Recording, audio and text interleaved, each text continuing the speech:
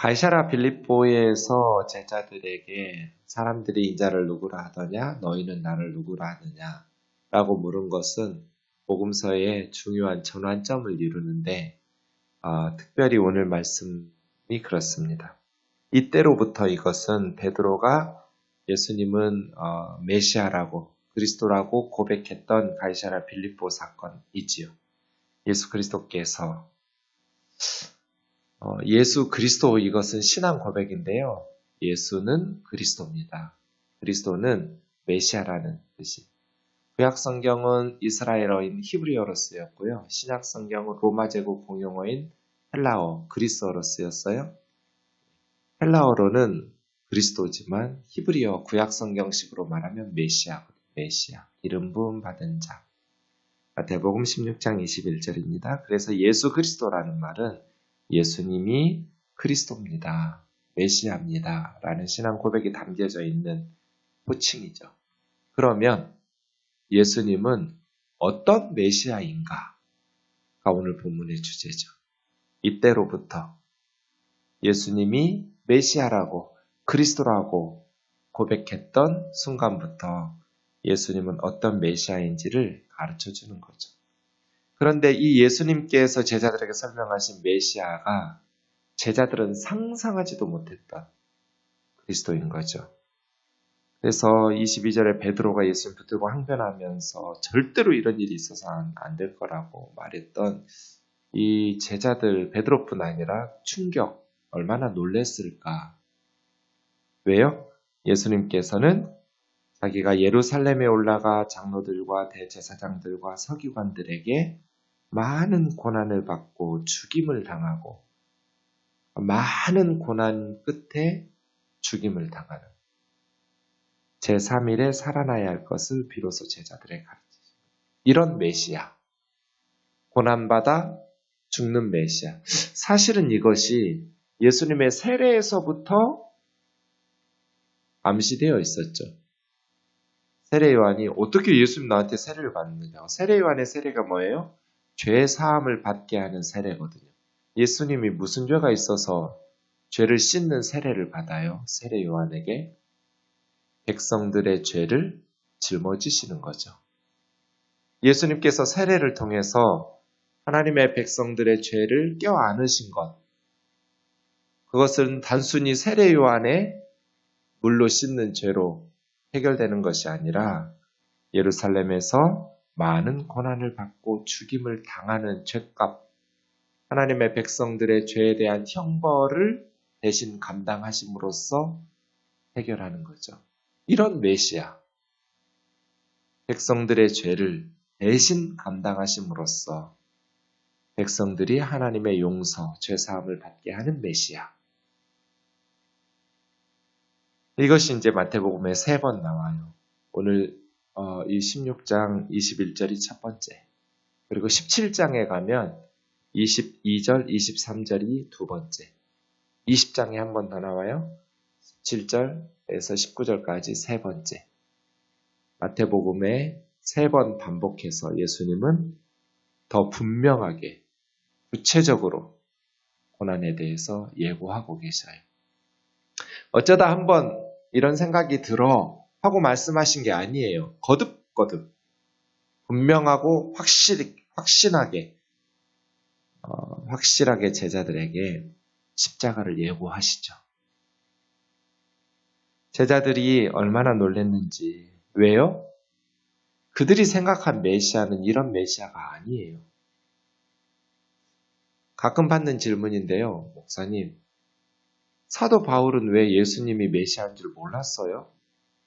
예수 믿는 사람들을 박해하고 예수님에 대한 것들을 조사하고 알았을 텐데 왜 예수님이 메시아라는 것을 몰랐어요? 이 부분에 대해서 사도 바울이 설명하는 부분이 고린도후서 5장 15절 16절이에요. 우리가 어느 누구도 세상의 관점, 육신적으로 사람들을 알지 않겠다. 비록 우리가 예전에는 그리스도도 육신적으로 알았지만 이제는 더 이상 그렇게 알지 않는다.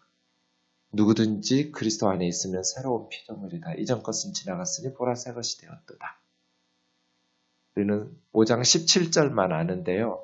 그 앞에 구절들이 중요해요. 왜 사도 바울이 그리고 많은 유대인들이 예수님이 메시아라는 것을 깨닫지 못했는가? 그들이 가지고 있었던 육신적 관점의 메시아관 때문이에요. 그래서 오늘 보면 바로 앞에 있는 20절에 제자들에게 사람들에게 아무에게도 예수님이 그리스도라는 것을 알리지 말라고 경고하는 내용이 나와요. 메시아 은닉 사상인데요. 왜 메시아임을 은닉하는가? 나타내지 못하도록 경고하시는가? 유대인들이 가지고 있었던 잘못된 메시아관 때문이에요. 메시아는 이제 바울이 고린도후서 5장에서 육적으로 알았다는 것. 그러니까 그들의 메시아관은 민족적이고 물질적이고 육체적이고 세속적이었어요. 로마로부터의 해방, 경제적인 풍요, 사회적 공의와 평화를 가져다 주는 메시아, 그런 구원. 이스라엘의 구원자는 그래야 되는 거 아니에요? 로마의 압제를 당하고 있던 유대인들이 어떤 메시아 기다렸겠어요? 어떤 구원자를 기다렸겠어요? 로마로부터 해방시켜줄. 그래서 다윗의 자손이라고 말할 때 이스라엘 역사의 다윗의 시대, 솔로몬의 시대가 가장 힘이 있었거든요. 주변 나라를 정복해서 조공을 받는, 영적으로나 육적으로 가장 평화로웠던, 공의로웠던 다윗의 자손 호산나, 그런 메시아를 기다렸죠. 이렇게 고난당하고 죽는 메시아는 상상하지도 못했죠. 메시아가 왔다 갔는데 달라진 게 없잖아요. 이스라엘 사람들이 뭐가 달라졌어요? 여전히 로마의 압제에 시달리고, 여전히 굶주리고 헐벗고, 악하고 불의한 자들이 통치하고 다스리는, 무슨 구원이 이루어졌어요? 이런 메시아를 기다린 적이 없어요. 제자들이 예수님을 따라다닐 때는 영광스러운 미래가 있었기 때문이에요. 자신들의 영광스러운 미래는 어떻게 돼요? 로마의 압제 가운데 고통받는 이스라엘 사람들은 뭐가 돼요? 예수님 죽어버리면. 그래서 놀랬을 거예요. 베드로가 예수님 붙들고 항변하죠. 주여 그리 마옵소서, 이 일이 결코 주께 미치지 아니하리이다. 항변했다고 번역된 에피티마오라는 말은 꾸짖다예요. 예수님을 꾸짖었어요, 베드로가. 그때 주님 베드로에게 사탄아, 사탄의 대변인이 돼버린 베드로, 너는 나를 넘어지게 하는 거다. 하나님의 일을 생각하지 않고 사람의 일을 생각하는도다. 그게 세상 사람들이 원하는 거예요. 죽지 않는 것, 세상적으로 성공하는. 그러나 그건 구원이 아니에요. 예수님께서 가르치신 구원은 십자가의 죽음으로써 하나님의 뜻을 성취하는 구원이에요. 그래야 진짜 로마가 사라져요. 그래야 진짜 경제 문제가 해결돼요. 진정한 평화와 공의가 하나님의 방식으로, 그건 십자가의 방식으로 이루어져요. 그렇게 사람들이 예수 그리스도의 십자가의 방식을 따를 때요. 그래서 예수님의 십자가는 24절부터는 이제 예수님의 제자들도 동참하는 고난이에요. 제자도의 핵심이 뭐예요? 자기를 부인하고 자기 자신과 싸워서 자기를 죽이는 거거든요. 십자가를 지고 주님을 따르는 사람들을 통해서 로마는 더 이상 존재하지 못하게 될 거예요.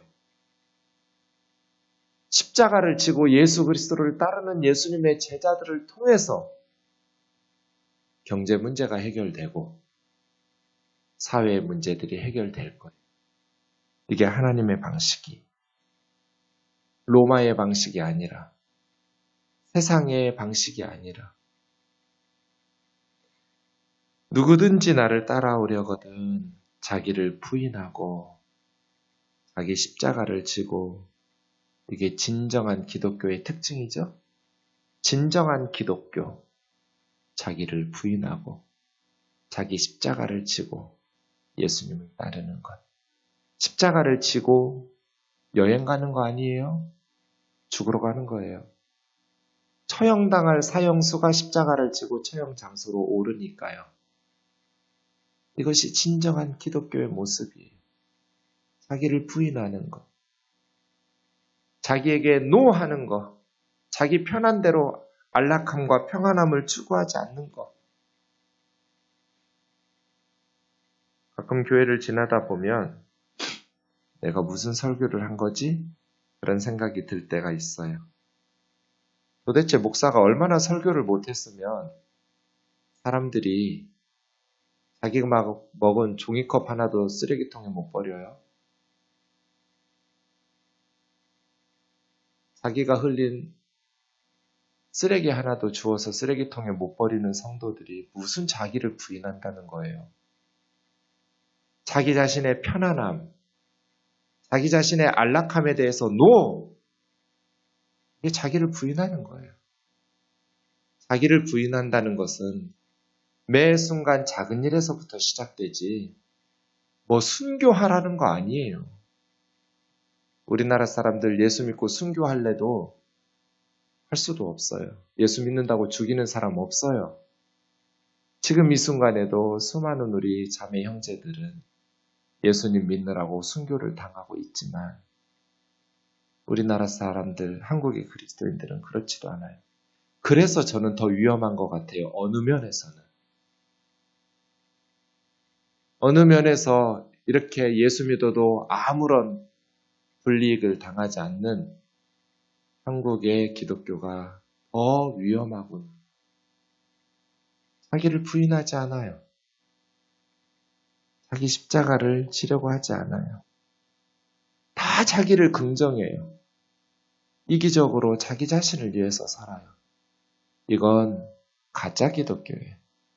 진정한 기독교의 특징은 자기를 부인하고 자기 자신과 싸우고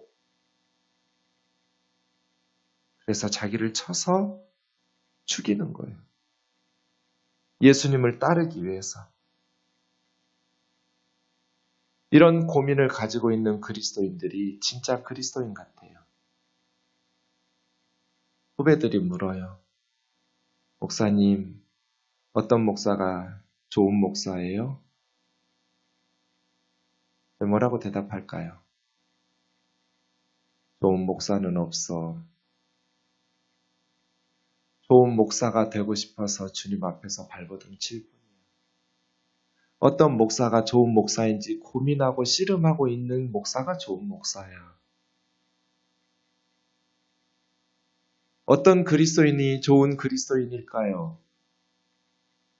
자기 자신과 싸우고 있는, 예수님 뜻대로 살려고 자기를 부인하기 위해서 고민하고 씨름하고 자신과 싸워서 자기 자신에 대해서 NO! 부인하고 주님에 대해서 yes! 다른 사람에 대해서 긍정한 그런 그리스도인이 진정한 그리스도인이죠. 자기 목숨을 구원하고자 하면 잃을 것이요 누구든지 나를 위해서 자기 목숨을 잃으면 찾으리라. 자기 신의 생명까지 희생할 각오가 되어 있는가? 그러면 생명을 얻을 것이다. 이것이 진정한 예수님의 제자들이죠. 이런 예수님의 제자들을 통해서 불의하고 타락한 로마 제국은 사라질 거예요. 경제 문제가 해결될 거예요. 사회의 고통이 사라지고 이 땅이 주님의 구원을 맛보게 될 거예요.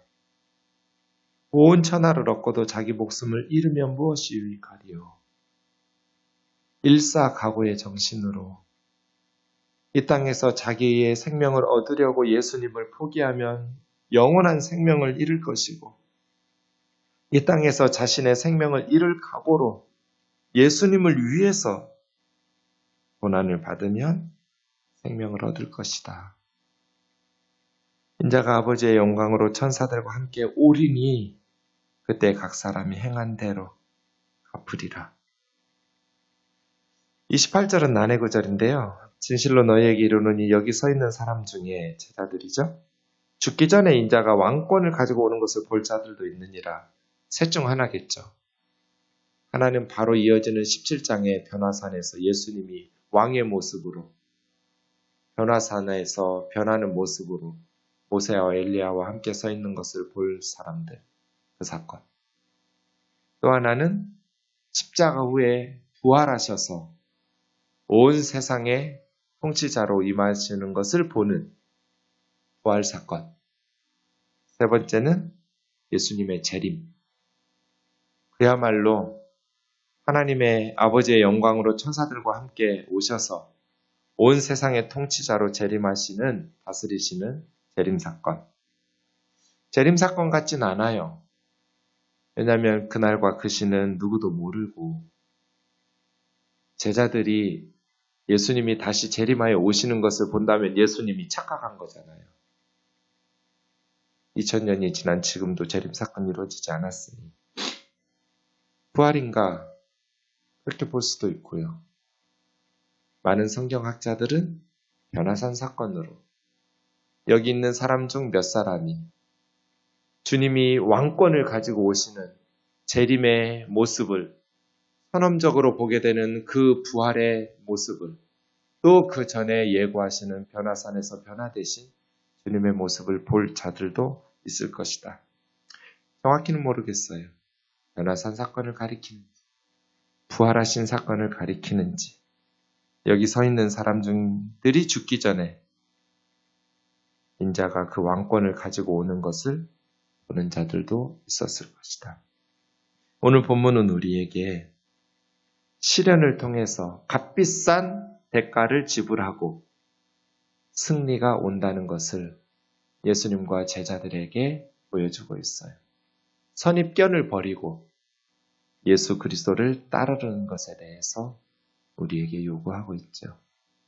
생동교회는 어떤 기독교인들을 양육하고 생산해내고 있는가? 메이드 인 생동은 어떤 사람들, 어떤 그리스도인을 생산해내고 있는가? 그리스도를 닮은 자들인가? 아니면 이 세상의 안락함과 편안함을 추구하는 사람의 일을 추구하면서 세상적인 방식으로 물질적인 세속적인 성공을 구원이고 축복이라고 말하고 살아가는 그러한 그리스도인들을 만들어내고 있지는 않은가? 기도하겠습니다. 살아계신 하나님 아버지, 예수님은 어떤 메시아인지 세속적인 성공을 가져다주는 메시아가 아니라 많은 유대 종교 지도자들에게 고난을 받고 죽임을 당하는 메시아, 그렇게 백성들의 죗값을 하나님의 형벌을 대신 받아 우리에게 구원을 주시는 영원한 구원, 참된 구원의 메시아였습니다. 그리고 주님은 주님을 따르는 제자들도 주님의 길을 걸어야 한다고 말씀하셨습니다. 자기를 부인하고 자기 십자가를 지고 주님을 위해서 생명까지 바칠 각오로 이 땅을 살아야 한다고 말씀하셨습니다. 작은 것도 양보할 줄 모르고 작은 것도 자신의 안락함과 평안함을 추구하면서 살아가려고 하는 우리들의 모습, 주여 불쌍히 여겨주시고 자기 자신과 싸워 안락함과 평안함을 버리고 예수 그리스도의 뒤를 따르는 주의 제자들로 변화시켜 주옵소서. 예수님의 이름으로 기도하옵나이다.